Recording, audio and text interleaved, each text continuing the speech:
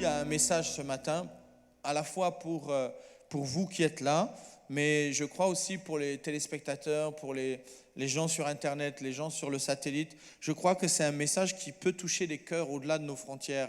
Et ce message, il est simple, mais il parle avant tout, et le thème du message, c'est que Jésus transforme les vies.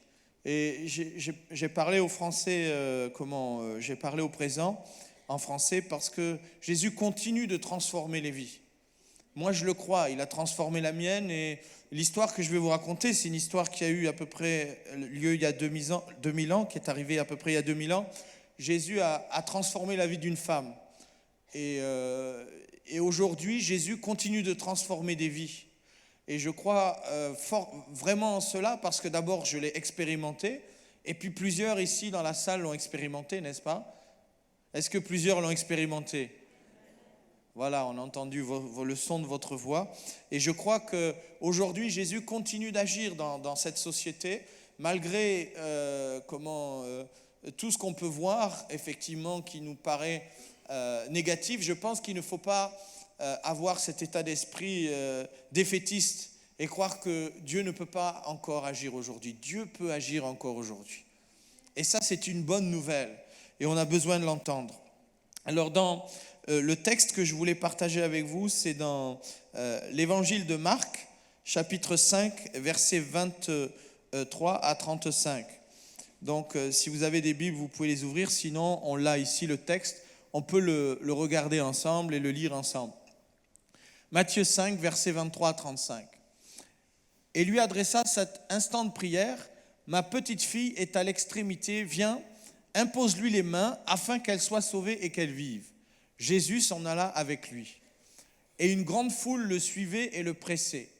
Or, il y avait une femme atteinte d'une perte de sang depuis 12 ans. Elle avait beaucoup souffert entre les mains de plusieurs médecins. Elle avait dépensé tout ce qu'elle possédait. Et elle n'avait éprouvé aucun soulagement, mais était allée plutôt en empirant. Ayant entendu parler de Jésus, elle vint dans la foule par derrière et toucha son vêtement, car elle disait, « Si je puis seulement toucher ses vêtements, je serai guérie. » Au même instant, la perte de sang s'arrêta et elle sentit dans son corps qu'elle était guérie de son mal. Jésus connut aussitôt en lui-même qu'une force était sortie de lui. Et se retournant au milieu de la foule, il dit, « Qui a touché mes vêtements ?» Ses disciples lui dirent, « Tu vois la foule qui te presse et tu dis, qui m'a touché ?» Et il regardait autour de lui pour voir celle qui avait fait cela. La femme, effrayée et tremblante, sachant ce qui s'était passé en elle, vint se jeter à ses pieds et lui dit toute la vérité. Mais Jésus lui dit, « Ma fille, ta foi t'a sauvée. Va en paix et sois guérie de ton mal. » Comme il parlait encore, survint de chez le chef de la synagogue des gens qui dirent, « Ta fille est morte, pourquoi importuner davantage le maître ?» Amen. Amen. Alors, c'est un texte qui raconte une belle histoire, une histoire qui nous parle d'une femme une femme en Israël, une femme juive, donc au temps de Jésus, qui avait des soucis de santé. Ici, ce texte, il est rapporté dans 3 évangiles sur 4. On le voit dans le slide suivant. Ce texte est présent dans 3 évangiles. Il est présent dans l'évangile de Matthieu, il est présent dans l'évangile de Marc et de Luc. Le texte que nous avons lu dans Marc, c'est celui qui est le plus détaillé. C'est pourquoi je l'ai choisi ce matin, parce que je trouvais que c'était une belle histoire. Mais ce qu'il faut savoir, c'est que Jésus a tellement fait de miracles au moment où il était sur terre qu'on ne peut pas contenir tous les écrits des miracles de Jésus dans une grande bibliothèque. Ça prendrait énormément de place. Et l'évangile de Jean, le seul évangile qui n'a pas relaté ce miracle qu'a fait Jésus, dira dans Jean chapitre 20 au verset 30 que Jésus a fait encore en présence de ses disciples beaucoup d'autres miracles qui ne sont pas écrits dans ce livre. Tellement que Jésus a fait de miracles, on ne peut pas les écrire dans les évangiles. Et il est clair que tous les miracles que Jésus a faits durant son passage terrestre ne sont pas racontés. Et encore moins, puisque les évangiles ont été écrits avant le 21e siècle, encore moins tous les miracles que Jésus a fait au 21e siècle, encore moins tous les miracles que Jésus a fait au 20e siècle. Jésus a continué à faire des miracles, car la Bible dit que Jésus, dont nous parlons ici, est le même hier, aujourd'hui et éternellement. Il ne change pas. Et c'est merveilleux d'avoir un Dieu comme ça qui ne change pas. Alors, j'aimerais qu'on regarde un peu le contexte du texte. Dans ce contexte, Jésus, en fait, est parmi la foule. Jésus a été interpellé par le chef d'une synagogue.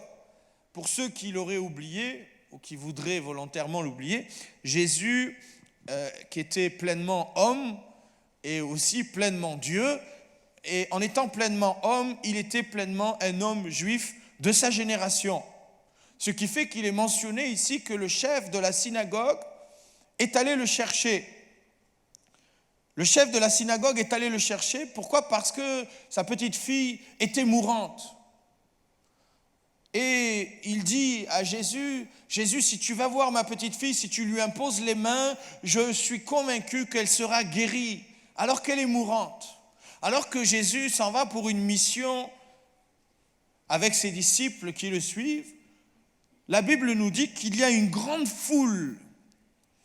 Il y a une foule nombreuse. J'imagine que effectivement, il y a donc plein de gens qui sont là et qui veulent voir ce Jésus, ce petit rabbin juif qui fait des miracles, une sorte de thaumaturge. Certains n'ont pas compris, peut-être d'autres diront même que c'est un sorcier, qu'il est comme un magicien. C'est ce qu'on lui reprochera d'ailleurs. On lui dira que tu chasses les démons au nom de Belzébuth, le prince des démons. Et il lui dira, mais non, mais un royaume divisé contre lui-même ne peut subsister. Ma puissance vient du Père. Alléluia. Parce que Jésus va révéler petit à petit sa nature. Oui, Jésus est le Messie tant entendu par le peuple d'Israël. Et dans cette ère messianique où plusieurs courants de pensée au moment de la vie de Jésus pensent que le Messie viendra, peut-être qu'il sera un zélote caché dans les grottes vers la mer morte, peut-être qu'il sera un sadducéen, un pharisien, peut-être qu'il sera un chef de l'armée qui boutera dehors l'ennemi romain qui est venu conquérir le pays, et toutes sortes d'imaginations et d'écrits philosophiques et spirituels au temps où Jésus est là. Et ce Jésus qui est là marche dans la foule, et c'est Jésus le faiseur de miracles. Certains doivent dire, mais Jésus c'est vraiment le Messie, c'est vraiment l'envoyé de Dieu, parce que regardez ce qu'il fait. Et d'autres doivent être sceptiques et dire, mais non, mais Jésus, c'est un homme comme les autres. D'ailleurs, il vient de Galilée, c'était un village de pêcheurs, et aucun prophète n'est né en Galilée. Les prophètes ne sont pas sortis de cette région du monde.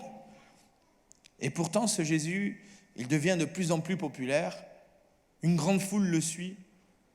Je ne sais pas ce matin pourquoi vous suivez Jésus. Je ne sais pas pourquoi vous êtes là. Mais certainement que dans la foule, il y avait qui suivaient Jésus parce que leurs parents étaient là, alors ils avaient suivi les parents. Peut-être que parce qu'ils étaient curieux, ils voulaient savoir, mais ce Jésus, qu'est-ce qu'il est vraiment? Est-ce que je peux voir son visage? Est-ce que vraiment il fait des miracles? On m'a dit qu'il ressuscitait les morts, on m'a dit qu'il guérissait les malades, mais est-ce que c'est vraiment vrai? C'est des contes pour enfants. Certains sont certainement animés de la foi. Et c'est un peu le cas de cette femme sur lequel le texte va zoomer. Ce qui est étrange, c'est que cette femme est une parfaite inconnue, comme vous et moi d'ailleurs. Est-ce que vous n'êtes pas des parfaits inconnus? Vous n'êtes pas des gens célèbres? Il y en a qui font, non, on est connus de Jésus, c'est vrai. Mais on est inconnus du monde, on est des parfaits inconnus, c'est-à-dire que si on vous croise dans la rue, on ne va pas vous demander des autographes, ou alors... Mais cette femme, non seulement elle est parfaitement inconnue dans la société dans laquelle elle vit, mais en plus, chose étrange, son prénom ou son nom n'est même pas mentionné dans le texte. Donc c'est comme si dans le texte, on veut garder son anonymat.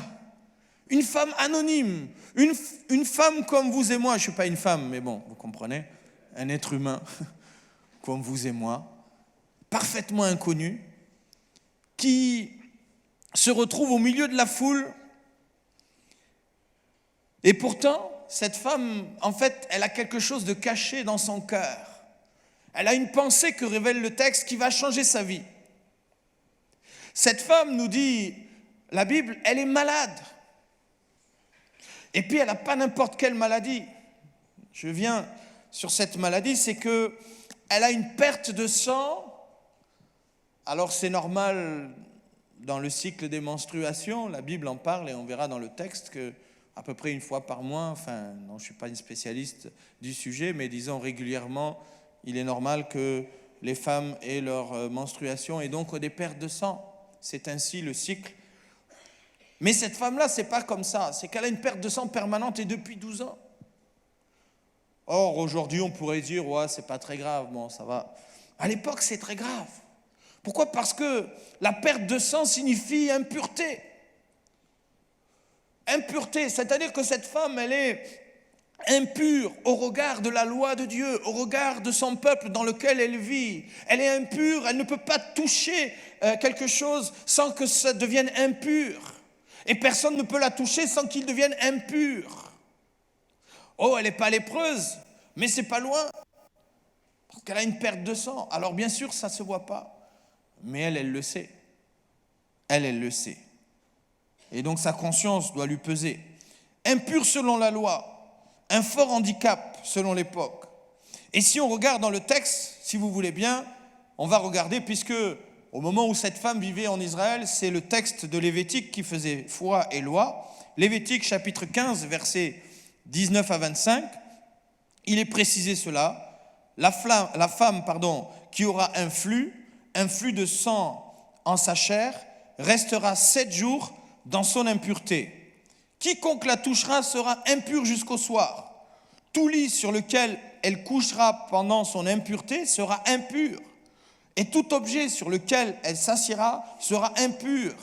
Quiconque touchera son lit lavera ses vêtements, se lavera dans l'eau et sera impur jusqu'au soir. Quiconque touchera un objet sur lequel elle s'est assise lavera ses vêtements, se lavera dans l'eau et sera impur jusqu'au soir. S'il y a quelque chose sur le lit ou sur l'objet sur lequel elle s'est assise, celui qui le touchera sera impur jusqu'au soir. Si un homme couche avec elle et que l'impureté de cette femme vienne sur lui, il sera impur pendant 7 jours. Et tout lit sur lequel il couchera sera impur. La femme qui aura un flux de sang pendant plusieurs jours, hors de ses époques régulières. Donc c'est le cas de cette femme. C'est mentionné ici. Il est dit que donc si une femme a un flux pendant plusieurs jours hors de ses époques régulières ou dont le flux durera plus qu'à l'ordinaire, sera impure tout le temps de son flux comme au temps de son indisposition menstruelle. Donc cette femme, ça fait 12 ans qu'elle vit dans une condition d'impureté, au sens de la loi. Vous imaginez ? Je crois qu'on n'imagine pas, parce qu'à l'époque, ça devait être pas facile d'être impur. Et vous savez, donc c'est une montagne pour elle, je pense, sur le plan psychologique, sur le plan humain. Ça me rappelle effectivement, j'avais observé dans certaines ethnies en Afrique où des foyers polygames étaient justifiés à cause de l'impureté, parce qu'une femme qui était impure, qui avait ses menstruations, elle ne pouvait pas préparer à manger à son mari. Donc il fallait au moins 4 ou 5 femmes pour avoir toujours quelque chose à manger.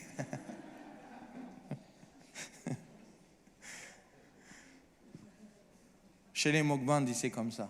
Je vois, il y a une sœur qui fait oui, c'est vrai. C'est pas des histoires. Et donc, à l'époque de Jésus, il n'y avait pas forcément la polygamie en avant, mais en tout cas, une femme impure, elle n'avait pas le droit de faire à manger parce qu'elle ne pouvait pas toucher la nourriture. C'était, comment dirais-je, ça ne fonctionnait pas. Elle ne pouvait pas non plus, bien sûr, être au contact de son mari parce que sinon son mari devenait impur lui aussi. Et donc, il fallait vraiment gérer ça. C'était sérieux à l'époque, c'était pris au sérieux. Ce n'était pas une plaisanterie. Et cette femme, elle, ça faisait 12 ans qu'elle vivait un calvaire non-stop de perte de sang. 12 ans.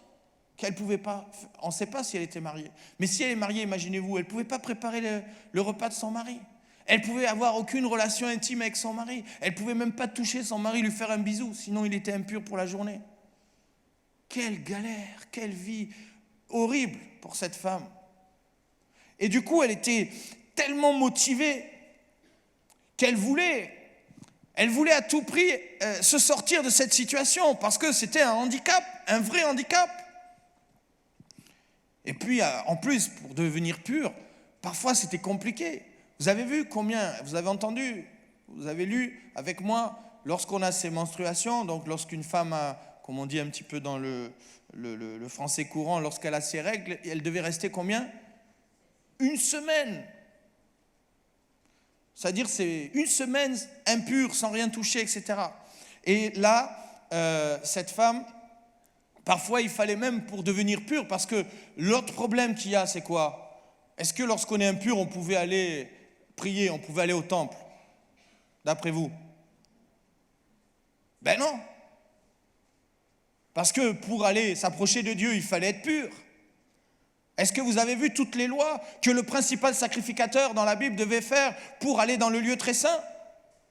Et avant de s'approcher de Dieu, il fallait faire des sacrifices, il fallait se purifier, il fallait faire des ablutions, il fallait se laver les mains, il fallait se laver, il fallait faire des fois des sacrifices d'animaux, il fallait faire couler le sang avant de s'approcher. Il fallait faire toutes sortes de rituels pour se purifier, parce que Dieu est 3 fois saint, parce que Dieu est pur. Donc cette femme, pendant 12 ans, elle avait une vie sociale déplorable, mais en plus de ça, elle ne pouvait même pas s'approcher de Dieu, aller au temple. Certainement qu'elle aimait Dieu, mais justement, parce qu'elle respectait Dieu et qu'elle savait que la loi faisait qu'elle était impure, alors elle n'allait pas au temple. Pendant les fêtes, pendant 12 ans, elle a loupé les fêtes de l'Éternel. Pendant que la famille allait louer Dieu, elle restait à distance, comme une pestiférée. Cette femme souffrait au fond d'elle. Si on regarde dans Lévitique 12:6, on voit que parfois il faut faire des sacrifices, comme je le disais, pour s'approcher de Dieu, au temps de cette femme. Lorsque les jours de sa purification seront accomplis, pour un fils ou pour une fille, elle apportera au sacrificateur à l'entrée de la tente d'assignation un agneau d'1 an pour l'holocauste et un jeune pigeon ou une tourterelle pour le sacrifice d'expiation. Vous voyez, il fallait apporter des animaux, il fallait que le sang coule, il y avait des sacrifices à faire, c'était compliqué. Et cette femme, pendant 12 ans, elle subissait de vraies difficultés sociales et de vraies difficultés spirituelles. Elle ne pouvait pas assister aux fêtes de l'Éternel. Elle ne pouvait pas aller adorer son Dieu dans le temple comme tous ces gens, toutes ces personnes de sa famille, tous ceux qui aimaient Dieu à cause de son impureté. Ce qui fait que, au lieu d'être abattue, peut-être qu'elle a connu, cette femme, des moments de déprime. Et c'est bien normal, me direz-vous. Combien d'entre vous ont lutté pendant 12 ans avec le même combat? Est-ce qu'il y en a déjà ici? Combien ont lutté pendant 12 ans avec une maladie? Combien ont lutté pendant 12 ans avec des difficultés? Cette femme, ça fait 12 ans qu'elle lutte. Et la Bible nous dit qu'elle a beaucoup souffert. La Bible mentionne dans le texte, cette femme a beaucoup souffert. Parce qu'elle a envie de s'en sortir. Parce qu'elle n'a pas envie de rester comme ça. Mais du coup, toutes les portes sont fermées. C'est comme si sa vie est bloquée. Peut-être que Dieu pourrait la sauver, mais Dieu, finalement, elle ne peut pas s'approcher de Dieu, elle est impure. Comment faire? Les hommes, la femme, il s'en fiche pas mal, tant pis. Peut-être son mari l'aime, mais son mari est impuissant à l'égard de cette maladie. Qu'est-ce que je peux faire pour toi, ma femme? Je t'aime, mais je peux bien va voir le médecin. Et la Bible nous dit que cette femme a dépensé tout son argent. Il est précisé même tout ce qu'elle possédait. Elle a mis tout son argent. Elle a peut-être vendu sa maison. Elle a peut-être vendu ses animaux. Je ne sais pas, ses champs, si elle avait des champs. Elle a tout vendu. Parce que ce qui comptait pour elle le plus au monde, c'est d'arrêter cette perte de sang. C'est qu'elle ait une vie sociale normale. C'est que ce problème s'arrête. Peu importe les biens matériels, tout ça n'ont plus de valeur. J'ai envie d'avoir une vie sociale normale. J'ai envie d'aller louer Dieu dans le temple. J'ai envie d'avoir des rapports intimes avec mon mari. J'ai envie d'avoir une vie normale parmi la société. Elle est prête à tout donner pour ça. Et d'ailleurs, la Bible dit qu'elle a tout donné. Mes amis, parfois on donne tout. Et quel était le résultat, dites-moi un peu, de tout ce qu'elle avait donné, de toute l'énergie qu'elle avait dépensée? C'est quoi le résultat? Ce que vous avez lu comme moi dans le texte, c'est quoi le résultat? 0. Même pire que ça, la Bible mentionne que sa situation, elle s'empirait. Ça devenait de pire en pire. Imaginez-vous, ça fait 12 ans que vous combattez contre une maladie, ça fait 12 ans que vous combattez contre un problème, ça fait 12 ans que vous essayez que votre enfant revienne à Jésus, ça fait 12 ans que vous priez pour un sujet, ça fait 12 ans que vous combattez, et les choses s'empirent. Est-ce qu'il n'y a pas de quoi se décourager?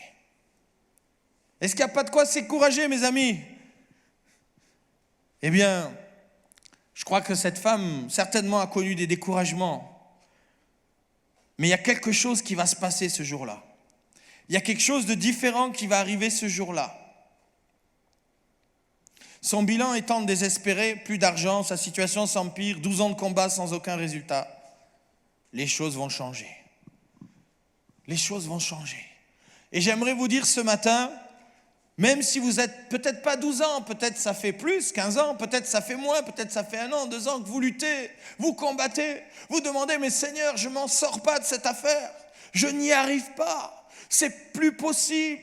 Tu vois, même je déprime, même mes pensées deviennent néfastes. Parfois même, je voudrais que la vie s'arrête. Mais il y a un espoir. Il y a un espoir. À l'époque, l'espoir, c'est que Jésus de Nazareth, le Fils de Dieu, Yeshua, le Messie, comme l'appelaient les Juifs, Jésus, Yeshua, le Dieu sauveur, était là, en chair et en os. Et la Bible dit, elle avait entendu parler de ce Jésus. Les gens devaient parler. Bon, je sais qu'ici à Comble-la-Ville, ça ne parle pas beaucoup, ça ne téléphone pas en dehors de l'église et tout ça, mais à l'époque, ça parlait. Il y avait le téléphone, pas arabe, mais juif, là, à l'époque. Ça jasait, ça parlait, ça déformait. Ah, t'as pas entendu parler du petit rabbin Jésus, là? Ah, le petit, il est petit, personne ne fait attention à lui, mais quelle puissance quand il parle, quelle puissance quand il parle de la parole de Dieu, ça décoiffe. Il y a même un lépreux qui a été guéri l'autre jour, il y a un aveugle qui a vu, mais c'est incroyable ce Jésus, tu le connais pas? Elle avait entendu parler de Jésus. Peut-être vous aussi vous avez entendu parler de Jésus. Peut-être vous aussi on vous a parlé de ce Jésus, on vous dit oui c'est un personnage historique, c'est sûr, Jésus il a existé forcément. Parce que nous croyons aujourd'hui, et l'histoire le croit, oui, c'est forcément Jésus a existé. C'est un personnage historique, c'était un juif de son époque, peut-être un, comment ça s'appelle, comment il s'appelait ceux qui étaient dans les grottes, la mer morte, comment? Pas un ermite, mais un zélote, peut-être je sais pas, un sadducéen, peu importe, il existait ce Jésus. Mais là où il y avait une différence avec cette femme avait entendu parler de Jésus. Peut-être toi tu as entendu parler de Jésus, vous avez entendu parler de Jésus, mais est-ce que vous avez en vous, dans votre cœur, la même pensée que cette femme avait? La pensée que cette femme avait dans son cœur. C'est Marc chapitre 5 versets 27 et 28. Voilà ce qui va changer la vie de cette femme. Ayant entendu parler de Jésus, elle vint dans la foule par derrière et toucha son vêtement. Et au verset 28, il est précisé, car elle se disait au fond d'elle, elle avait ça c'est comme un feu, quelque chose qui bouillait au fond d'elle. Si je puis toucher ses vêtements, je serai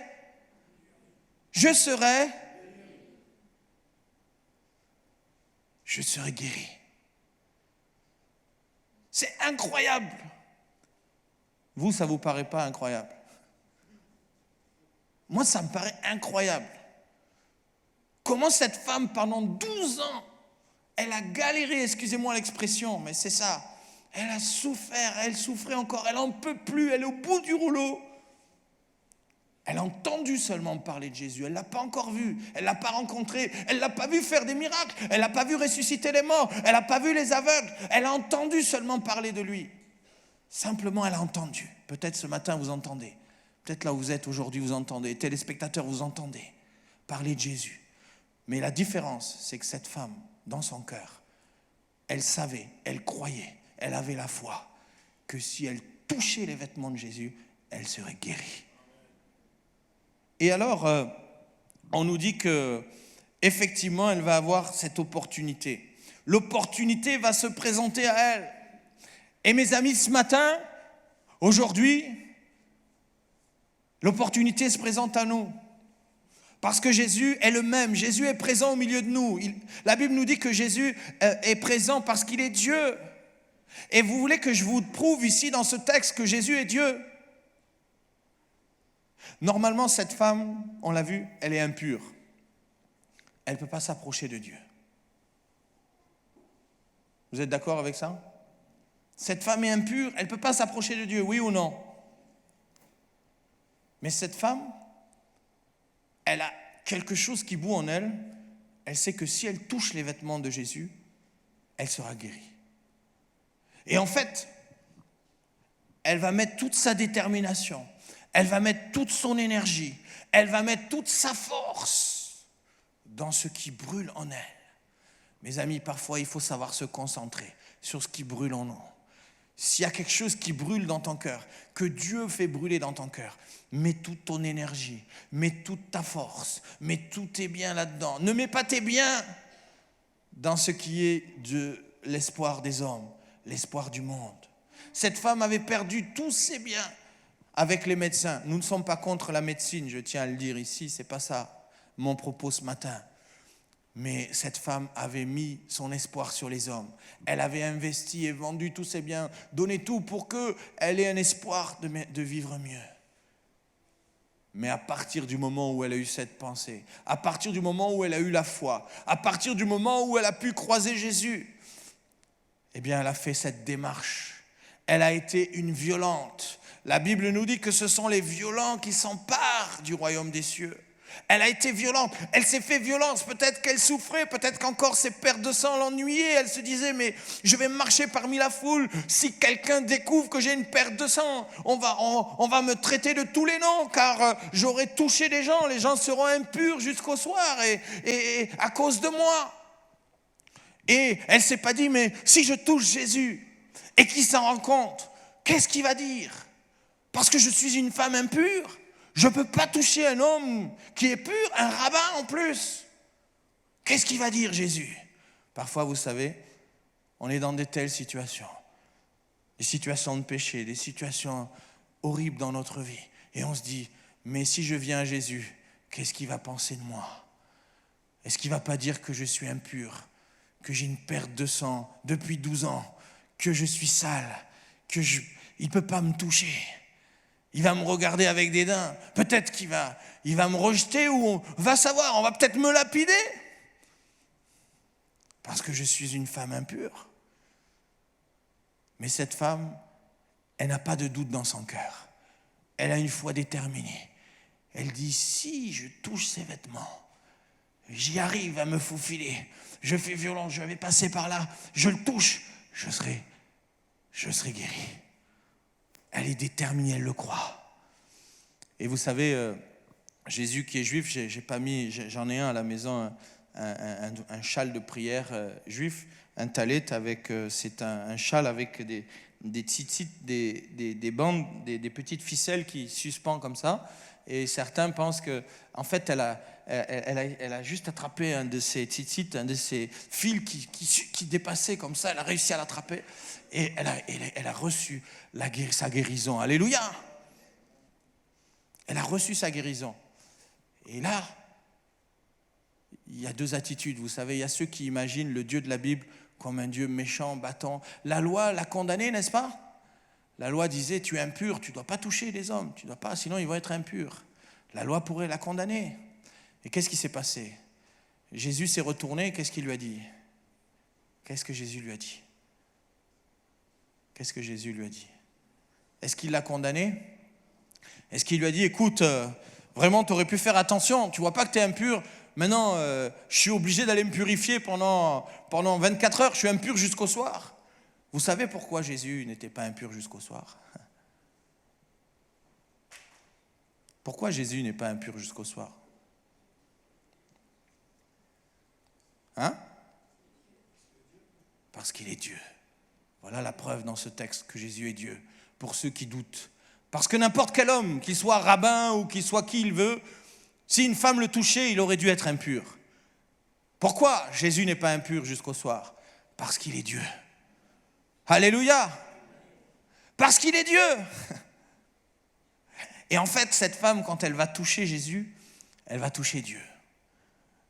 Et Dieu, vous ne pouvez pas le rendre impur par votre impureté. C'est lui qui nous lave. C'est lui qui nous purifie. Alléluia. Et c'est lui qui l'a guéri.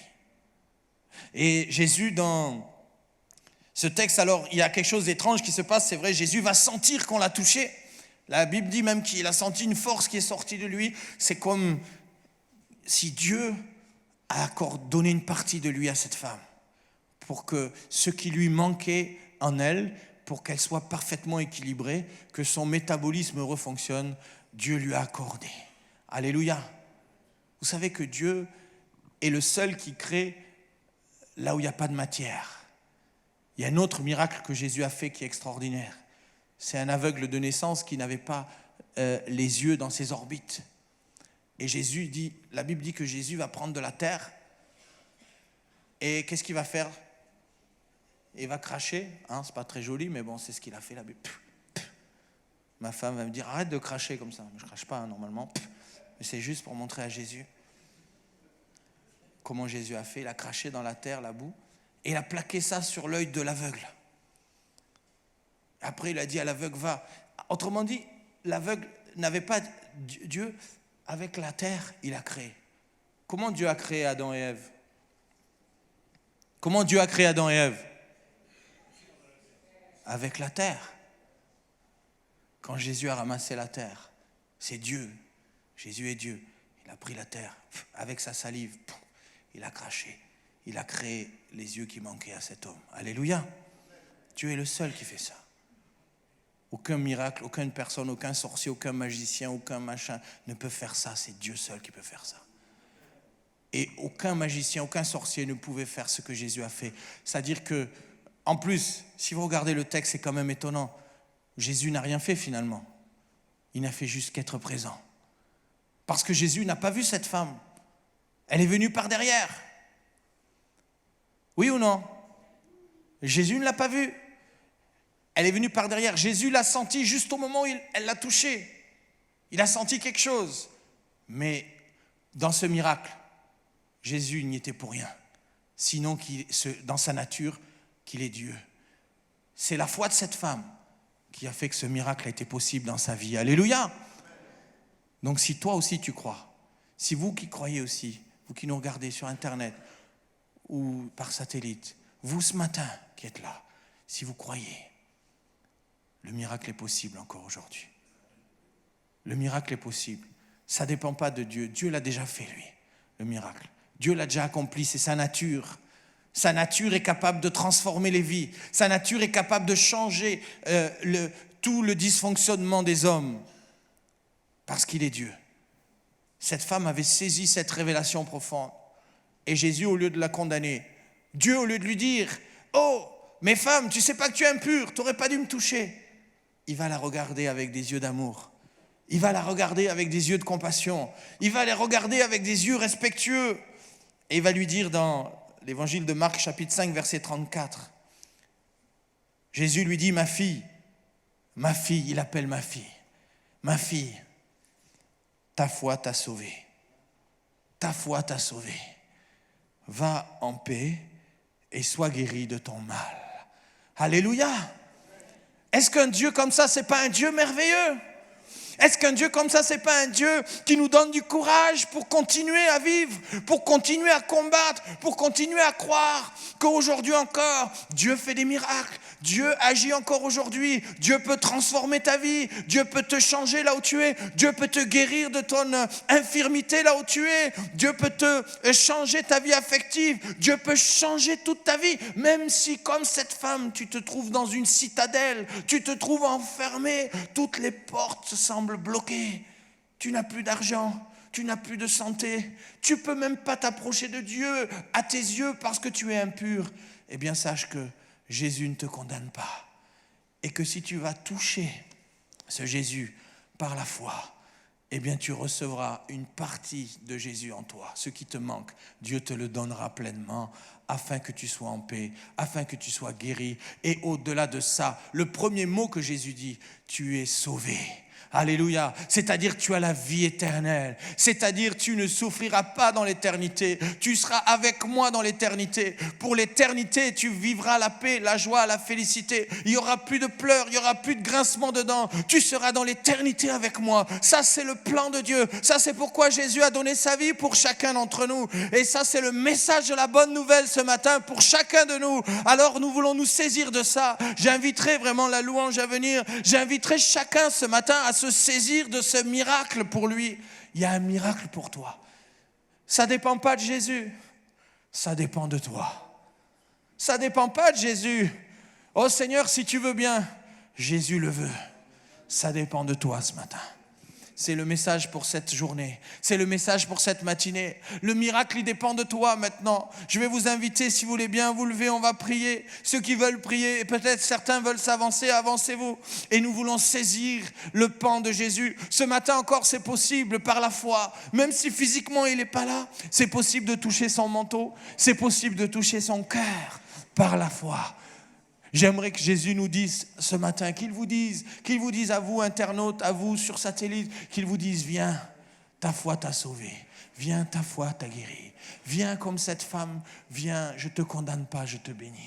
Alléluia. Béni soit le nom de Jésus. J'aimerais qu'on prie ensemble ce matin. Vraiment commençons à fermer les yeux et commencer à prier. Commencer à prier ce Jésus merveilleux. Ce Jésus qui a fait des miracles quand il était en Israël. Ce petit rabbin juif qui personne ne semblait porter intérêt à cet homme. Eh bien cet homme était Dieu. Cet homme était pleinement Dieu. Et cet homme est toujours actif aujourd'hui. Cet homme peut transformer des vies aujourd'hui au 21e siècle. Partout sur le continent africain, sur le continent européen, sur le continent asiatique, sur le continent américain. Partout le nom de Jésus transforme les vies. Partout il y a des inconnus comme cette femme qui sont changés par Jésus. Alors ce matin, si tu veux saisir son pan, fais un pas de foi, viens, approche-toi devant avec nous, viens louer le Seigneur et saisis-toi de ton miracle au nom de Jésus ce matin. Alléluia. Viens et sors des rangs maintenant, dans le nom de Jésus.